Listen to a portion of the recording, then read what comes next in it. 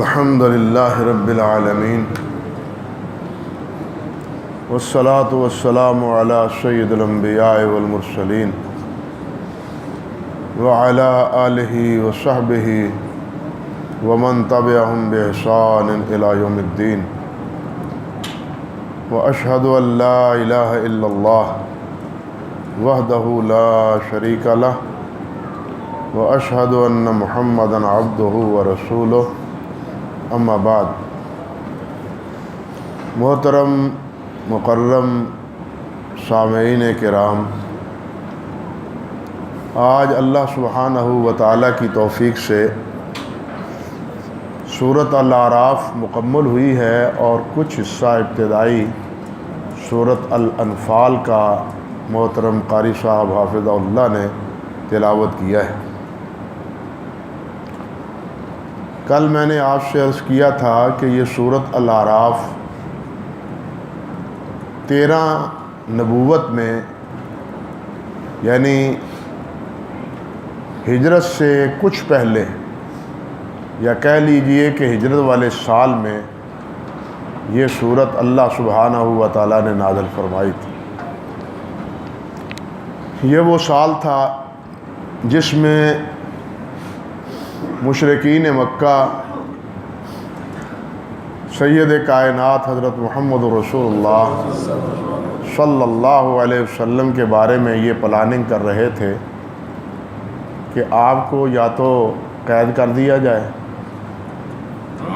یا یہاں سے کہیں اور جگہ نکال دیا جائے یا آپ کو ویسے ہی شہید کر دیا جائے۔ یہ منصوبے اور یہ پروگرام ان کے دارالندوہ میں، جہاں ان کی پارلیمنٹ بیٹھ کے مشورہ کیا کرتی تھی، جسے دارالندوہ کہتے تھے، وہاں یہ باتیں ہوتی تھیں کہ بالآخر کیا جائے۔ طے تو یہی ہوا کہ نبی علیہ الصلوۃ والسلام کو شہید کر دیا جائے۔ اسی سال انہی حالات میں یہ سورۃ اللہ سبحانہ و تعالیٰ نے نازل فرمائی، اور اس سورت میں اللہ ذوالجلال والاکرام نے حضرت نوح علیہ السلام، حضرت ہود علیہ السلام، حضرت صالح علیہ السلام، حضرت شعیب علیہ السلام اور حضرت موسیٰ علیہ السلام، ان حضرات، ان انبیاء کرام اور ان کی قوموں کا تذکرہ کیا ہے۔ اور یہ تمام انبیاء کا ذکر اور ان اقوام کا ذکر اہل مکہ کو خبردار کرنے کے لیے تھا کہ جس طرح تم آج میرے نبی محمد صلی اللہ علیہ وسلم کی مخالفت پر جمع ہو اور ان کے خلاف انتہائی اقدام اٹھانے پر تیار ہو چکے ہو، گوشے ہوش سے سن لو کہ اس کا انجام بالآخر تمہارے حق میں اچھا نہیں ہوگا۔ یہ پہلی قومیں جنہوں نے انبیاء کرام علیہ السلام کو اپنے وقت میں جھٹلایا اور ان کی تمام تر آیات بینات کو سننے کے باوجود اور ان کے ذریعے معجزات دیکھ لینے کے باوجود انہوں نے ان انبیاء کی اطاعت اور فرمانبرداری نہ کی۔ نتیجہ کیا نکلا کہ یہ ساری قومیں اللہ سبحانہ و تعالیٰ نے تباہ و برباد کر دی، اور بعد میں آنے والوں کے لیے اللہ نے انہیں نشان عبرت بنا دیا۔ تم بھی ان قوموں سے سبق حاصل کرو، کہیں وہی انجام اور وہی سزا کہ مستحق تم نہ ٹھہرو جن کے مستحق وہ پہلی قومیں ہوئی تھیں جس جرم کی پاداش میں۔ یہ سبب تھا ان انبیاء کرام علیہ السلام کا اس صورت میں ذکر کرنے میں۔ سورت کی جہاں تک ابتدا کی بات ہے تو ابتدا میں اللہ سبحانہ و تعالیٰ نے یہ بات ارشاد فرمائی ہے، اتبعوا ما انزل الیکم من ربکم ولا تتبعوا من دونہ اولیاء۔ یعنی سورت کی ابتدا ہی میں، آغاز ہی میں فرمایا ہے کہ اللہ کی وحی پر کی اتباع کرو، جو کچھ اللہ نے نازل کیا ہے، جو کچھ اللہ نے نازل کیا ہے اس کی پیروی کرو، اس کی اتباع کرو، اس کے علاوہ کسی اور کی تابعداری نہ کرو۔ یہ بات کہہ کے اور توحید کا سبق یاد دلا کے اللہ ذوالجلال نے پہلے حضرت آدم علیہ السلام اور ابلیس کی جو باہم آپس میں کشمکش تھی اس سارے قصے کو تفصیل سے ذکر کیا ہے، اور اس قصے کو بیان کرنے کا بھی پس منظر یہی ہے، اور جس کا اظہار اس واقعے کے آخر میں اللہ رب العزت نے فرمایا ہے کہ اے بنی اسرائیل، میری طرف سے تمہارے پاس، اے بنی آدم، میری طرف سے تمہارے پاس جب کوئی ہدایت کا پیغام آئے تو تم اس کی تابعداری کر، اس کی فرما برداری کر۔ یہ بات اللہ سبحانہ و تعالیٰ نے آدم علیہ السلام کے اس واقعے اور قصے کے بعد بیان کیا ہے۔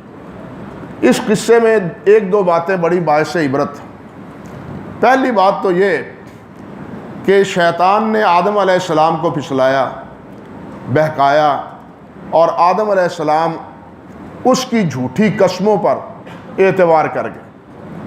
وہ یہ سمجھتے ہی نہیں تھے، جنتی لوگ تھے، انہیں تو اس بات کا خیال ہی نہیں تھا، تصور ہی نہیں تھا کہ کوئی اللہ کا نام لے کے جھوٹی قسم بھی کھا سکتا ہے، کوئی اللہ کا نام لے کے جھوٹی قسم بھی کھا سکتا ہے۔ شیطان جھوٹی قسمیں کھا کھا کے کہتا رہا کہ میں تمہارا خیر خواہ ہوں، میں تو یہاں سے جا ہی رہا ہوں، اور تمہاری خیر خواہ یہ کر رہا ہوں کہ کہیں تم کو بھی یہاں سے نہ نکال دیا جائے۔ یہ باتیں، یہ جھانسے دے دے کے اس نے آدم علیہ السلام کو پھسلایا، اور اس درخت سے اس لیے تمہیں منع کیا ہے کہ اگر تم نے اس درخت کا پھل کھا لیا تو پھر تم یہاں کے ہی رہو گے، اگر نہ کھایا تو پھر یہاں سے نکلو گے۔ تو اس جھانسے کی وجہ سے اور اس تصور کی وجہ سے، ہرس کی وجہ سے کہ چلو جنت میں تو رہیں گے نا، کھا لیں درخت، کھا لیں اس کا پھل۔ اب جب کھایا تو جسم پر وہ جنتی لباس اتر گئے، برہنہ ہو گئے، ننگے ہو گئے۔ اب جنت کے جو پتے تھے، درختوں کے پتے تھے، اس سے اپنے جسم کو ڈھانپنے لگے۔ یہ بات بتلاتی ہے کہ انسان کی فطرت میں جسم کا ڈھانپنا ہے۔ روز اول سے انسان کی فطرت میں کیا ہے؟ جسم کا ڈھانپنا ہے، جسم کا ننگا ہونا نہیں ہے۔ شیطان ننگا کرنا چاہتا ہے، انسان برہنہ کرنا چاہتا ہے۔ شیطان کی کوشش یہی ہے کہ یہ ننگا ہو جائے، بلکہ لباس پہن کے بھی ننگا ہو جائے، لباس پہن کے بھی ننگا ہو جائے۔ شیطان کی ساری کوشش یہ ہے، لیکن اللہ کا حکم کیا ہے کہ وہ اپنے جسم کی سطر پوشی کرے، جسم کو ڈھانپ کے رکھے۔ اور یہاں پہ الخصوص اللہ سبحانہ و تعالیٰ نے یہ بات ارشاد فرمائی کہ یا بنی آدم لا یفتننکم الشیطان کما اخرج ابویکم من الجنہ، کہ اے آدم کی اولاد، سن لو کہ جس طرح تمہارے باپ کو پھسلا کے اور تمہارے باپ کو جھوٹے دلاسے دے کے تمہارے باپ کو جنت سے شیطان نے نکالا تھا، کہیں تم بھی اس کی تابعداری کر کے، شیطان کی فرما برداری کر کے تم بھی اللہ رب العزت کی ناراضگی مول نہ لے لینا۔ یہ اسی قصے کے ضمن میں اللہ سبحانہ و تعالیٰ نے فرمایا، اور اللہ نے فرمایا يَنزِعُ عَنْهُمَا لِبَاسَهُمَا لِيُرِيَهُمَا سَوْآتِهِمَا إِنَّهُ يَرَاكُمْ هُوَ وَقَبِيلُهُ مِنْ حَيْثُ لَا تَرَوْنَهُمْ۔ وہ تو چاہتا ہے کہ تمہیں ننگا کر دے، اور وہ تمہیں نظر نہیں آتا، تمہیں وہ نظر نہیں آتا، نہ وہ نظر آتا ہے، نہ اس کا قبیلہ نظر آتا ہے، لیکن تم اسے نظر آتے ہو۔ یہ تمہارا ایسا دشمن ہے چھپا ہوا کہ تم اسے دیکھ نہیں سکتے۔ یعنی شیطان ایسا دشمن ہے، ایک وہ دشمن ہوتا ہے جو انسان کے سامنے ہوتا ہے، انسان اس سے بچنے کی کوشش کرتا ہے کہ یہ میرا دشمن ہے۔ ایک وہ دشمن ہوتا ہے کہ دشمن تو ہے لیکن نظر نہیں آتا۔ یہ دشمن بہت ہی خطرناک دشمن ہوتا ہے جو نظر نہ آئے۔ اللہ سبحانہ و تعالیٰ نے اسی قصے میں آدم علیہ السلام کی اولاد کو خبردار کیا ہے کہ یہ تمہارا دشمن ایسا ہے جو تمہیں نظر نہیں آتا، اور اس نے قسمیں کھا رکھی ہیں کہ میں آدم کی اولاد کو جو ہے پھسلاؤں گا، گمراہ کروں گا، انہیں سیدھی راہ پہ نہیں چلنے دوں گا۔ اس نے قسم کھا رکھی ہے، اس لیے اس شیطان سے چکنے رہنا یہ سبق دیا ہے، اور ساتھ یہ بھی فرمایا ہے کہ باپ کی طرح تمہارے باپ کو کسی طرح جس طرح اس نے ننگے کر دیا تھا، کہیں تم بھی ننگے نہ ہو جانا اس کے کہنے کے مطابق۔ لیکن وائے افسوس کہ آج ہم ننگے ہو رہے ہیں یا نہیں ہو رہے ہیں؟ آج اپنے آپ کی آزادی سمجھتے یہ ہیں کہ آزادی یہ ہے کہ ہم ننگے ہو جائیں، اور من میں جو آئے وہ کر گزرے، دل میں جو آئے وہ کر گزرے۔ حتیٰ کہ نبی علیہ السلام نے جس طرح فرمایا ہے کہ ایک دور آئے گا کہ لوگ لباس پہن کے بھی ننگے ہوں گے، لباس پہن کے بھی ننگے ہوں گے۔ آج وہی کیفیت ہے، اور اللہ رب العزت نے یہاں یہ بات بھی فرمائی ہے کہ لباس پہنو، لباس التقوی، تمہارے لیے لباس تقوی ہے۔ اصل لباس کیا ہے؟ وہ تقوی ہے۔ لباس پہن کے بھی اگر انسان ننگا رہے تو اس لباس کے پہننے کا کوئی فائدہ نہیں ہے۔ اصل تو لباس اللہ کا ڈر ہے۔ اگر اللہ کا ڈر ہو تو بے لباس بھی رہتا ہے اور حیا شرم وہ بھی رہتی ہے، لیکن جب اللہ رب العزت کا ڈر خوف نہ ہو تو پھر انسان لباس پہن کے بھی پرواہ نہیں کرتا، وہ بھی ننگا ہو جاتا ہے۔ تو اس طرح اللہ ذوالجلال والاکرام نے اس آدم علیہ السلام کے قصے سے ہمیں خبردار کیا ہے۔ پھر اس کے بعد رب ذوالجلال والاکرام نے انہی انبیاء کرام علیہ السلام کے قصے سے پہلے ایک بات ارشاد فرمائی، اور وہ کیا فرمایا؟ ان الذین کذبوا بآیاتنا واستکبروا عنہا لا تفتح لهم ابواب السماء ولا يدخلون الجنۃ حتى یلج الجمل فی سم الخیاط۔ اللہ فرماتے ہیں کہ جنہوں نے ہماری آیات کی تکذیب کی اور جنہوں نے تکبر کیا وہ ہمیشہ ہمیشہ کے لیے جہنمی ہیں۔ دو چیزیں ہیں، ایک میری آیات کی تکذیب اور دوسرا استکبار، تکبر۔ اس سے پہلے یہ شیطان اس نے بھی حقیقتاً تکبر کا ہی مدارا کیا تھا۔ قرآن مجید میں کیا ہے؟ ابا واستکبرا، ابا واستکبرا، کہ شیطان نے سجدہ کرنے سے انکار کیا اور تکبر کیا۔ ہمیشہ اللہ اور اللہ کے رسول کی نافرمانی وہ اسی تکبر کے نتیجے میں ہوتی ہے۔ اسی صورت میں انبیاء کرام علیہ السلام کا جہاں ذکر آیا ہے اور ان کے مد مقابل اقوام کا تذکرہ ہوا ہے، وہاں ایک سے زیادہ مرتبہ اللہ تعالیٰ نے فرمایا ہے قال الملأ الذین استکبروا من قومہ، کہ ان کی قوم کے متکبرین نے کہا۔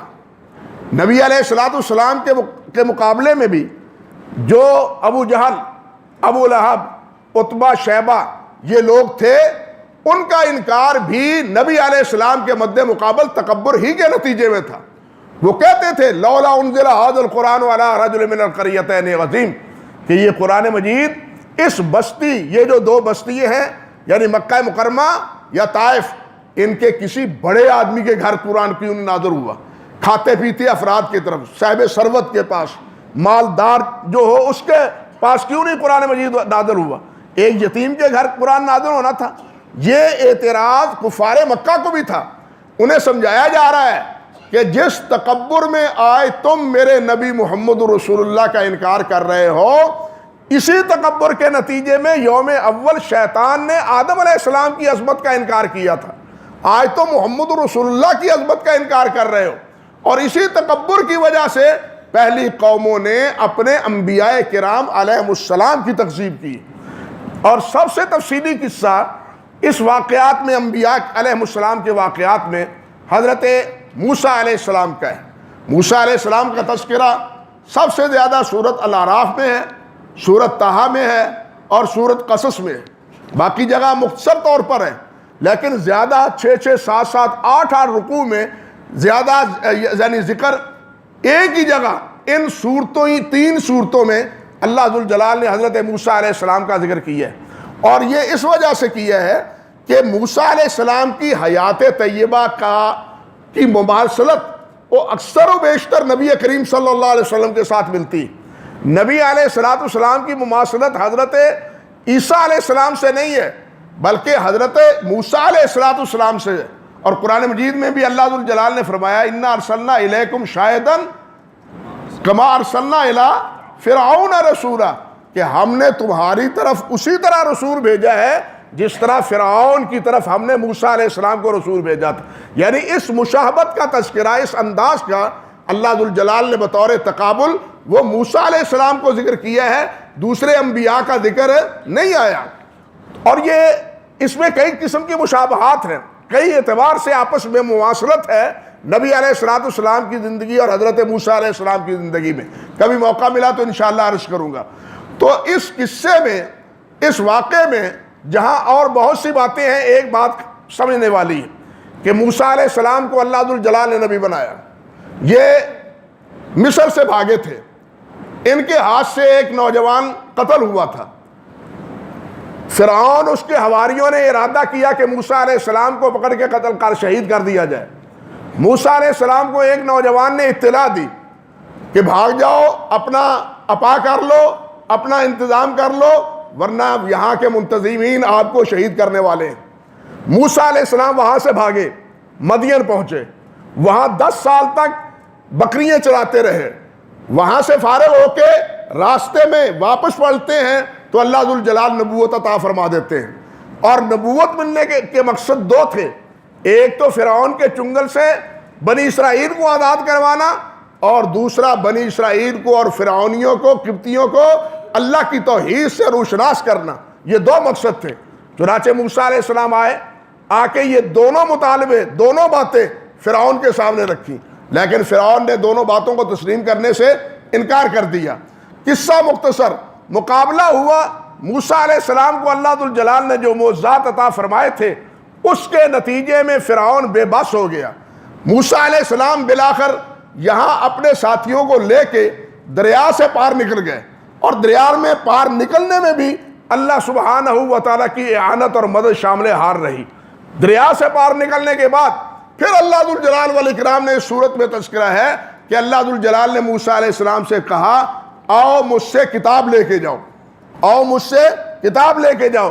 چنانچہ موسیٰ علیہ السلام نے اپنے ساتھیوں کو کچھ ساتھ لیا اور جا کے طور پہاڑ پر ڈیرا ڈالا. 40 دن تک وہاں روزہ رکھا. اس کے بعد اللہ ذوالجلال نے انہیں کیا؟ تورات عطا فرمائی. اب یہاں ایک سوال ہے. سوال یہ ہے کہ یہ ساری ترکیب بتلاتی ہے، یہ ساری تفسیر ہمیں سبق دیتی ہے کہ اصل حجت، قوم پر اصل حجت وہ نبی کی بات ہوتی ہے. جو کتاب ہوتی ہے منزل من اللہ وہ نہیں ہوتی. اگر کتاب حجت ہو، اگر صرف کتاب حجت ہو تو اللہ ذوالجلال کوئی ایسی کتاب نازل فرما دیتے جو بغیر نبوت کے یا نبی کے اللہ ذوالجلال نازل فرماتے. کوئی بھی کتاب ایسی نہیں ہے. تورات ہو، انجیل ہو، زبور ہو، باقی صحائف ابراہیم ہیں، جتنے بھی صحیفے ہیں وہ کسی نہ کسی نبی کو اللہ نے دیے، نبی لے کے آیا ہے. یہ نہیں کہ اللہ ذوالجلال نے کتاب ایک تختیوں پر یا اوراق میں لکھی لکھائی کسی امت کو دے دی ہو اور امت کو حکم دے دیا ہو کہ اس کتاب کی تابع داری کرو، اس کی فرمان برداری کرو. ایسا کوئی کبھی نہیں ہوا، ایسا کبھی نہیں ہوا. بلکہ کتاب نبی پر نازل ہوئی ہے اور نبی نے آ کے کتاب ان کو پڑھ پڑھ کے سنائی ہے اور ان کو سمجھائی اور اس کی تعلیم دی ہے. لیکن موسیٰ علیہ السلام کے پاس تو کتاب ہی نہیں ہے. موسیٰ علیہ السلام دعوت کس کی دے رہے ہیں؟ اللہ کی توحید کی دے رہے ہیں. فرعون موسیٰ علیہ السلام کی بات نہیں مان رہا اور نتیجے میں فرعون غرق ہو جاتا ہے. سوال یہ ہے کہ اگر اللہ کی کتاب کی تابع داری ہی لازم ہے تو فرعون کا جرم کیا تھا؟ بات سمجھے؟ فرعون کس جرم کی پاداش میں مارا گیا؟ آج کچھ حلقے میں یہ آواز اٹھائی جاتی ہے یہ قرآن کی تابع داری تو ہے، نبی کی تابع داری لازم نہیں ہے. معاذ اللہ ثم استغفر اللہ. نبی کی فرما برداری ضروری نہیں ہے. آپ کے ملک میں بالخصوص یہ آوازہ بڑی بلند آہنگی سے کہا دیا جاتا ہے اور دعویٰ کیا جاتا ہے کہ جناب نبی کی حیثیت تو صرف ایک چٹھی رسان کی تھی، معاذ اللہ ثم استغفر اللہ، اللہ کی چٹھی آ گئی، نبی نے پہنچا دی، اب ہمارا کام اور ہماری ذمہ داری یہ ہے کہ ہم اس کتاب کو پڑھیں، سمجھیں اور اس پر عمل کریں۔ سوال یہ ہے کہ اگر صرف کتاب ہی کی پیروی ہے تو فرعون کا جرم کیا تھا؟ فرعون نے کس کتاب کی، کس اللہ کی نازل کردہ کتاب کا انکار کیا تھا؟ فرعون نے انکار کیا تھا موسیٰ علیہ السلام کی تعلیم کا، جو تعلیم موسیٰ علیہ السلام کو اللہ ذوالجلال نے دی تھی کوہ طور پر، اور حکم دیا تھا موسیٰ علیہ السلام کو کہ جا کے فرعون کو یہ ان دو باتوں کی دعوت دو۔ اب ان دو باتوں کو فرعون نے نہ مانا، نتیجہ فرعون کی تباہی اور بربادی نکلا۔ تو یہ بات بتلاتی ہے کہ اصل حجت، اصل دلیل قوموں پر نبی ہوتے ہیں، کتاب نہیں ہوتی۔ اللہ ذوالجلال نے فرمایا ہے کہ ہم کسی بستی والے کو ہلاک نہیں کرتے جس وقت تک ان پر نبی نازل نہ بھیجیں۔ یہ کہیں نہیں اللہ نے فرمایا کہ کسی بستی کو ہم ہلاک نہیں کرتے جب تک ہم اس پر کتاب نازل نہ کریں۔ یہ قرآن مجید نے کہیں نہیں فرمایا، نبی کے بارے میں فرمایا ہے۔ تو یہ واقعہ ہمارے لیے ایک برہان ہے کہ نبی پر اللہ ذوالجلال والاکرام کی طرف سے کتاب کے علاوہ بھی وحی ہوتی ہے، کتاب کے علاوہ بھی اللہ کا پیغام آتا ہے، اور اس کی تابعداری اتنی ہی فرض، اتنی ہی لازم، اتنی ہی ضروری ہے جتنی کی کتاب کی ہے، جتنی تورات کی ہے، جتنی انجیل کی ہے، جتنی زبور کی ہے، یا جتنی قرآن مجید کی ہے، اتنی ہی تابعداری لازم ہے حضرت محمد رسول اللہ صلی اللہ علیہ وسلم کی۔ یہ اس واقعے سے پتہ چلتا ہے، اور یوں معلوم ہوتا ہے کہ اس واقعے کے ضمن میں ہی موسیٰ علیہ السلام اللہ سے دعا کرتے ہیں کہ یا اللہ میری قوم نے غلطی کی، یہ جو دعویٰ کر دیا اور کہہ دیا، مطالبہ کر لیا کہ یا اللہ اے موسیٰ علیہ السلام ہم زیارت کرنے چاہتے ہیں اللہ ذوالجلال کی، اللہ ذوالجلال نظر کیوں نہیں آتے ہیں؟ باتیں تو ہم سنتے ہیں آپ کے ذریعے، اور نظر کیوں نہیں آتے؟ نتیجہ کیا نکلا؟ سارے کے سارے 70 کے 70 موت کے منہ میں چلے گئے، مار دیا اللہ نے۔ اتنی گستاخی! کیا پیتی کا شوربہ! کیا سوال کرتے ہو تم؟ یہ سوال موسیٰ علیہ السلام نے کیا تھا، اور موسیٰ علیہ السلام نہ دیکھ سکے تم کون ہو؟ تم کون ہو یہ مطالبہ کرنے والے؟ اللہ اتنے ناراض ہوئے۔ موسیٰ علیہ السلام سے تو صرف یہ بات فرمائی کہ لن ترانی، تم دیکھ نہیں سکتے، تم اس پہاڑ کی طرف دیکھو۔ اس پہاڑ پر اللہ ذوالجلال نے تجلی اپنی ڈالی اور پہاڑ ریزہ ریزہ ہو گیا، اور موسیٰ علیہ السلام بھی ہوش ہو کے گر گئے۔ یہ موسیٰ علیہ السلام اللہ کے نبی کی کیفیت تھی۔ امتیوں کی کیفیت تو نبی کے کیفیت سے بہت ہی فروتر ہوا کرتی ہے، اس لیے ان میں یہ سخت کیسے ہے کہ وہ اللہ ذوالجلال والاکرام کا دیدار اس دنیا میں کرے۔ ہاں، اہل جنت کو اللہ ذوالجلال اپنے دیدار کا شرف جنت میں دیں گے، جنت میں دیں گے، اور انشاءاللہ اللہ ہمارے نصیبے میں کرے۔ اور یہاں یہ بات عرض کرنی چاہتا ہوں، ضروری مناسب سمجھتا ہوں اسی مناسبت سے، کہ حدیث میں آتا ہے، عبداللہ بن مسعود رضی اللہ تعالی عنہ فرماتے ہیں کہ جو لوگ جمعے کے روز مسجد میں اول صفوں میں آ کے بیٹھتے ہیں، جمعے کے روز مسجد میں آ کے اولین صفوں میں بیٹھتے ہیں، قیامت کے دن رب کے دیدار کی جب مجلس سجے گی، یہ مسجد میں پہلے آنے والے، پہلی صفوں میں جگہ پانے والے وہاں اللہ کے دربار میں بھی پہلی صفوں میں جگہ پائیں گے۔ یہ عبداللہ ابن مسعود فرماتے ہیں رضی اللہ تعالیٰ عنہ، مرفوع روایت، صحیح روایت ہے۔ عرض کرنے کا مقصد یہ ہے کہ جنت میں دیدار برحق، لیکن دنیا میں نہیں۔ کیوں؟ کہ یہ جسم فانی ہے، یہ آنکھیں فانی ہیں، لیکن جنت میں کوئی چیز فانی، جنت میں بقا ہے، اب جنت میں حیات ہے، جنت میں موت نہیں، اور موت کجا؟ جنت میں نیند بھی نہیں، موت نیند کیا، جنت میں تھکاوٹ بھی نہیں، جنت میں تھکاوٹ بھی نہیں، تھکاوٹ ہے تو نیند ہے، نیند ہے تو موت ہے، لیکن جنت کے لیے نہ تھکاوٹ ہے، نہ نیند ہے، نہ موت ہے، بقا ہے۔ اس لیے وہاں یہ آنکھ سکت رکھے گی، اللہ اس کو اتنا مضبوط فرما دیں گے کہ یہ آنکھ رب ذوالجلال کا دیدار کر سکے. اللہ ہمارے نصیبے میں کرے. یہ قوم انہوں نے مطالبہ کیا, اللہ ذوالجلال نے جناب ان کو موت دے دی. موسیٰ علیہ السلام کو آگے کہ قوم کو آگے کیا بتلاؤں گا, قوم کو کیا منہ دکھلاؤں گا. یا اللہ قوم تو پہلے ہی بڑی منہ پھٹ ثابت ہوئی ہے, بڑی منہ پھٹ ثابت ہوئی ہے. اب جاؤں تو کس منہ سے جاؤں؟ یہ کیا کہیں گے کہ 70 کو لے کے گئے تھے مروانے کے لیے؟ یہ الزام اور یہ تانے مجھے سننے پڑیں گے. یا اللہ مہربانی فرمائے ان کو زندہ کر دے. اللہ ذوالجلال نے 70 کو دوبارہ زندہ کر دیا, دوبارہ زندہ کر دیا. اللہ سبحانہ و تعالیٰ سے عیسیٰ علیہ السلام, موسیٰ علیہ السلام دعا کرتے ہیں, یا اللہ جو ہم ان سے اور ہم سے غلطی ہوئی اللہ ہمیں معاف فرما دے اور ہمیں جنت اور فردوس عطا فرما دے. یہ بات ساری نقل کرنے کے بعد پھر اللہ ذوالجلال فرماتے ہیں اسی صورت میں کہ میں جنت دوں گا, اپنی رحمتوں سے نوازوں گا, بخشش اور مغفرت کروں گا, لیکن کس پر؟ جو میری تابع داری کریں گے اور میرے رسول نبی امی کی تابع داری کریں گے. یعنی اسی واقعے کے ضمن میں جو ان کو جنت دوں گا جو میرے نبی امی محمد الرسول اللہ صلی اللہ علیہ وسلم کی تابع داری کریں گے. اور ساتھ یہ بھی فرمایا ہے کہ وہ نبی وہ ہے جس کی پیشین گوئی تورات میں بھی ہے, انجیل میں بھی ہے. یعنی تورات اور انجیل میں بھی ان کی بشارت موجود ہے. اس صورت میں یہ بتلانا مکے والوں کو مطلوب تھا کہ یہ بات تو اللہ سبحانہ و تعالیٰ نے محمد رسول اللہ کے بارے میں تورات و انجیل میں لکھ دی, اور تم کیا سوچ رہے ہو میرے نبی کے بارے میں جس کی تذکرے اللہ نے تورات اور انجیل میں لکھ دیے ہو, تم ان کے خاتمے کے منصوبے بنا رہے ہو. ای خیال است و محال است و جنون. سورت کے اختتام پر موسیٰ علیہ السلام کے واقعے کے بعد پھر توحید کا ذکر ہے, اور توحید کا ذکر بھی یہ آخری آیات میں بڑا سبق آموز ہے.